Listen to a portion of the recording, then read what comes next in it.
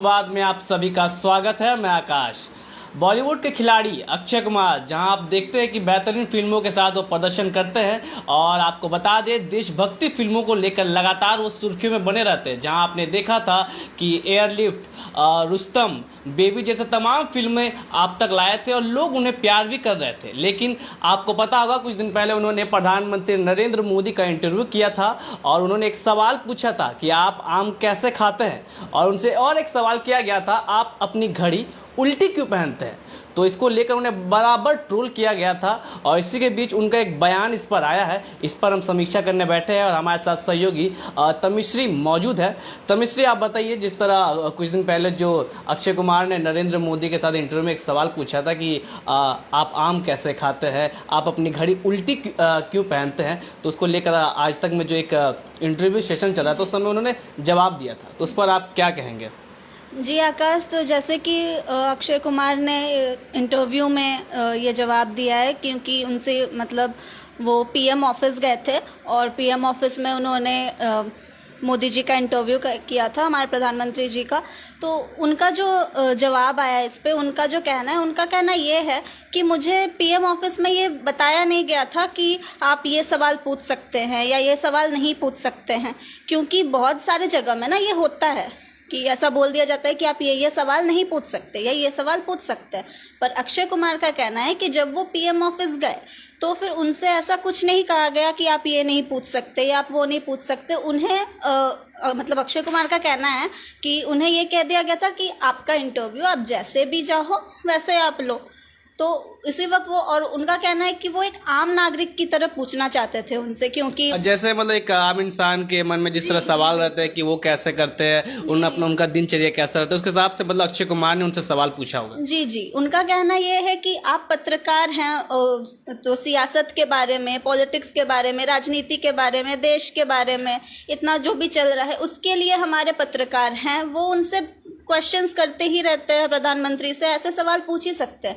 मैं एक आम नागरिक की तरह गया था उनसे नॉर्मली बात करने के लिए, नॉर्मल क्वेश्चंस पूछने के लिए।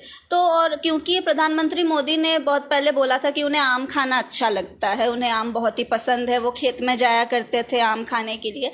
तो अक्षय कुमार ने वही सब सोच के बस पूछा कि आप आम कैसे खाते हैं, आप आम काट के खाते हैं, किस तरीके से खाते हैं। और उनका ये भी कहना है कि उन्होंने ये चीज़ नोटिस किया है कि प्रधानमंत्री जो है वो घड़ी उल्टी पहनते हैं, तो उन्होंने बस पूछा है कि हाँ आप उल्टी क्यों पहनते हैं। तो उनका कहना है कि मैंने उतना सोचा ही नहीं और मैंने बस ऐसे ही एक नॉर्मल सा क्वेश्चन पूछा। और अक्षय कुमार ने साथ साथ ये भी कहा है कि उन्हें पता नहीं था कि इसके वजह से वो ट्रोल हो जाएंगे। पर अब तो मतलब ये वो सेलिब्रिटीज़ हैं, वो जो भी करते हैं वो हमेशा लाइमलाइट पे रहते हैं, कैमराज और सोशल मीडियाज़ और सब कुछ उनके ऊपर रहता है।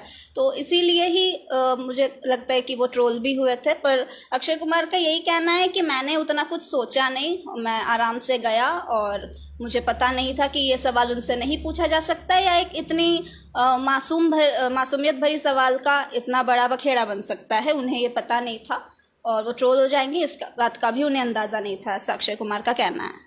जी हाँ, बिल्कुल। जैसा कि अक्षय कुमार ने कहा कि जैसे हम पत्रकार होते हैं, जब किसी से इंटरव्यू लेते हैं तो उनके बारे में पूरी जानकारी पड़ताल करते हैं कि किस तरह का सवाल करना है, किस तरह का सवाल नहीं करना है। लेकिन अक्षय कुमार का कहना है कि मेरे दिमाग में कुछ ऐसा कुछ नहीं था, मैं जब गया मेरे मन में जो सवाल आता रहा मैं उस सवाल पूछता रहा और प्रधानमंत्री उस सवाल का जवाब देते रहे। इसलिए मेरे मन में एक सवाल आया कि प्रधानमंत्री आम कैसे खाता है। ये कई लोगों के मन में सवाल होते होंगे क्योंकि वो प्रधानमंत्री है, वो क्या करते हैं, उनके हर कार्य में हमारे भी ध्यान रहता है, किस तरह अपने दिनचर्या को बिताते हैं, सुबह उठकर पहले क्या करते हैं, शाम को कब सोते हैं। तो एक सेलिब्रिटी के नाते वो पहुंचे थे। और आपको बता दें अक्षय कुमार हमेशा देशभक्त को लेकर रहते हैं और आपने देखा होगा कई सारे फिल्म जैसे एयरलिफ्ट, बेबी, पैडमैन, एयरलिफ्ट में सामाजिक मुद्दों को लेकर हमेशा वो अग्रसर रहते हैं। लेकिन कुछ दिन पहले से हम देख रहे हैं कि उनकी जो कई फिल्में हैं जो फ्लॉप होती आ रही है, तो इस पर आप क्या कहेंगे? देखिए, जैसे कि फिल्में हैं वो ऑडियंस पे डिपेंड करता है। कभी कभार ऑडियंस को मसाला चाहिए होता है, कभी कभार ऑडियंस को जो है कुछ देशभक्ति वाला चाहिए होता है।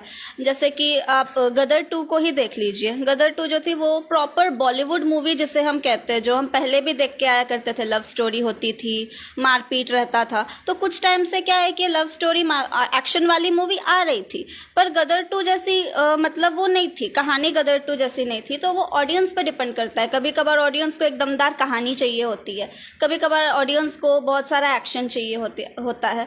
तो ये ऑडियंस पे डिपेंड करता है। तो यहाँ पे क्या होता है कि डायरेक्टर को, एक्टर को यहाँ पे उन्हें समझना होता है कि किस टाइप की मूवी हमें डिलीवर करनी चाहिए, किस टाइप का प्लॉट ऑडियंस को पसंद आ रहा है, दर्शकों का क्या कहना है, दर्शक किस टाइप का देखना चाह रहे हैं, हमें किस रूप में देखना चाह रहे हैं। क्योंकि हम भी कभी कभार सोचते हैं कि ये एक्टर अगर इस रूप में अगर आए दिखे तो वो कैसा दिखेगा। तो वही ऑडियंस का जो दिमाग है, कभी कभार उसे भी समझना पड़ता है।